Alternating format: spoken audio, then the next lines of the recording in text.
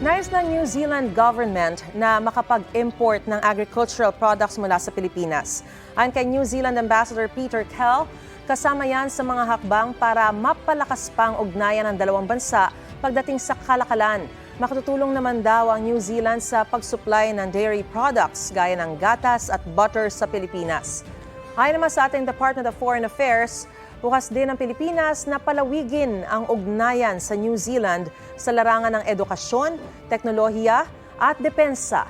Nakiisa ang DFA at ilan pang Pilipino opisyal sa pagdiriwang ng New Zealand sa Waitangi Day. Ginugunita riyan ang pagpirma ng Maori people at ng British Crown sa Treaty of Waitangi na itinuturing na founding document ng New Zealand. Naroon din ang mga kinatawan ng iba pang bansa, kabilang ang Israel at China.